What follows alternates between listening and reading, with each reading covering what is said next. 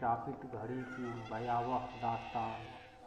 रवि और उसका परिवार जब नए घर में शिफ्ट हुआ तो उन्हें नहीं पता था कि यह घर एक भयानक रहस्य समेटे हुए है।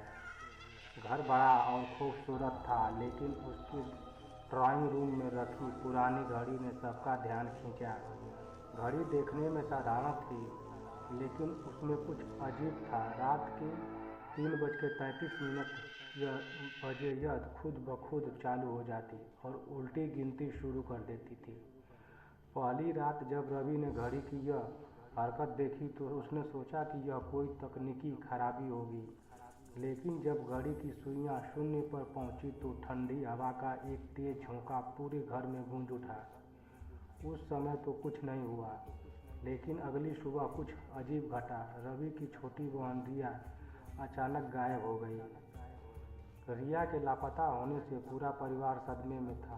उन्होंने उस घर के हर कोने में ढूंढा, पुलिस में रिपोर्ट लिखवाई, लेकिन वह कहीं नहीं मिली।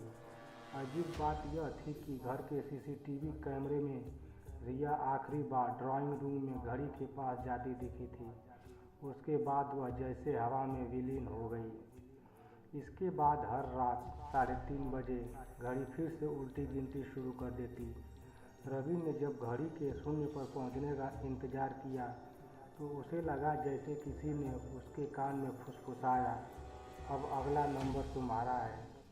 डर के मारे उसका पूरा शरीर ठंडा पड़ गया।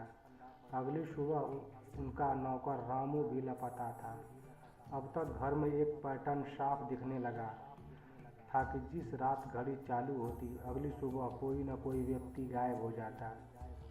रवि अब और इंतजार नहीं कर सकता था। उसने घड़ी को खोलने की कोशिश की, लेकिन जैसे ही उसने उसे छुआ, एक अजीब सी तेज चीख पूरे कमरे में गूंज उठी।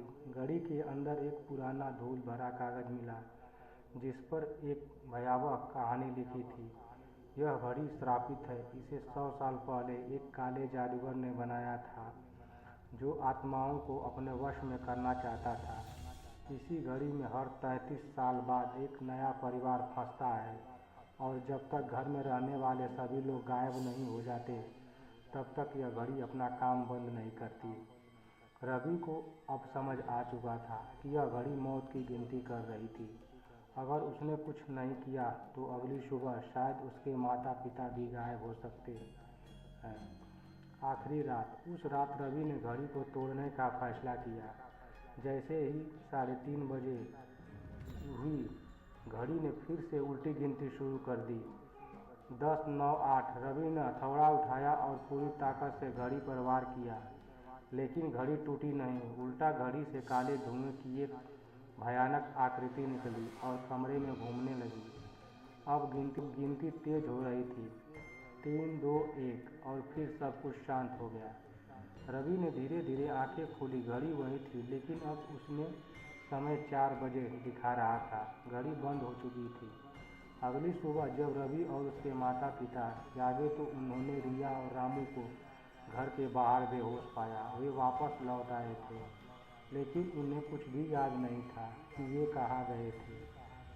उस दिन के बाद घड़ी फिर कभी नहीं चली। रवि ने उसे घर से निकालकर नदी में फेंक दिया, लेकिन कुछ हफ्तों बाद एक दूसरे शहर में एक आदमी ने अपने घर में वही पुरानी घड़ी देखी और सोचा, यह तो बस एक साधारण घड़ी है।